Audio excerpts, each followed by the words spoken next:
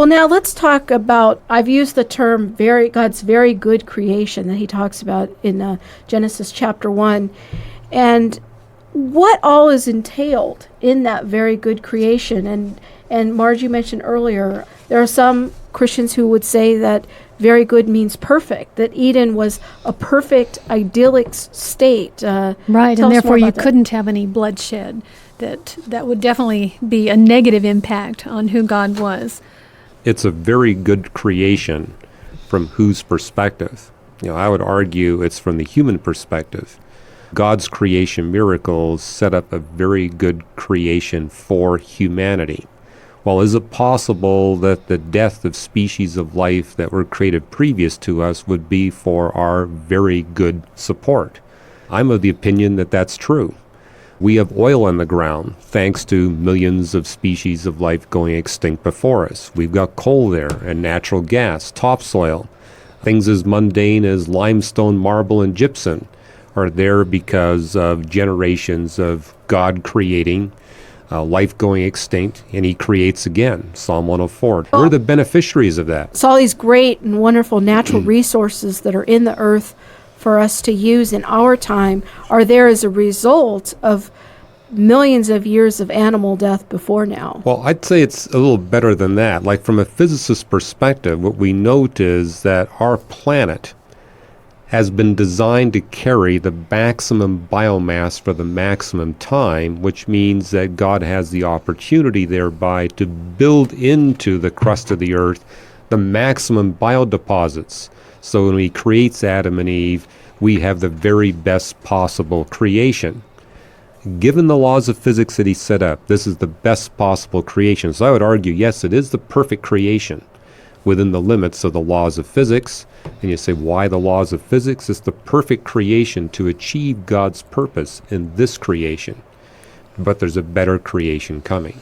And I think there are philosophical issues that are raised. Christian philosophers have raised questions like, if the earth was perfect, was it divinely perfect? Or is only God divinely perfect? How is it possible that the earth and humans on the earth became susceptible to sin?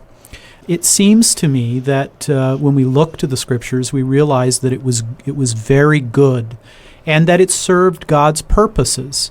Served God's perfect purposes. That's right. And it also strikes me, Krista, you alluded to this earlier, and I think it's a very important point, that when we deal with the biblical text, as reliable as it is, as infallible as it is, it doesn't tell us everything. I mean, when we're dealing with the question of why pain, why suffering, why was there corruption of human beings, we're not told all of that. I mean, Job doesn't get all of the answers on this side of glory.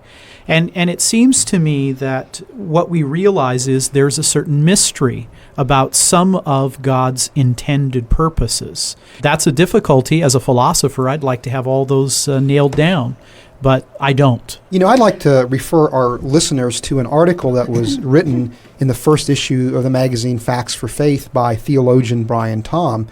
And the title of the article is All Their Fault. But he actually does an analysis of the Hebrew words in Genesis 1:31, I believe.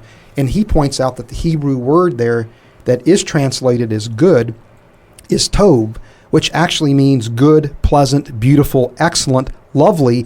And it's distinct from other Hebrew words that would be used for blameless or righteousness. And for example, in Genesis 6:9, there's a different Hebrew word that's used to ascribe righteousness to Noah, and this is the same type of righteousness that God has. So a careful analysis of the Hebrew words would tell us that very good means well-designed, a well-designed universe, a lovely, a beautiful universe, an excellent universe, not a universe that has moral purity. Those very words, very good, are used of other things, a description of things that are present after the fall. For instance, Rebecca is described with those very words. Yeah, I did a little study on this phrase, very good, and it's interesting. Most commentators translating as being like exceedingly good or very beautiful. It's a quality of beauty when you have this certain phrase in that Rebecca's Genesis 24:16. It's also used to describe the land of Canaan, when Joshua and Caleb find out, they see that the land is exceedingly good. It's very beautiful. And there's about 4 or 5 other places in the Old Testament where that same phrase, very good, is used to describe things that are after the fall. And so we have some textual support there to give us the idea that what we're talking about here in Eden is not absolute magical perfection, that it is something exceedingly good, exceedingly beautiful, and as you said, Hugh, perfect for what it was designed for in God's perfect plan. Perfect for what it was designed for, but this isn't the end of God's plan. This isn't the final position of humanity. God's taking us on a journey. Just to reiterate, the acceptance of the idea of death before Adam exposes us to a better good. I mean, this creation is better for us because of the fact that God predated our creation by 4 billion years worth of plants and animals living and dying. We are the beneficiaries of all that death.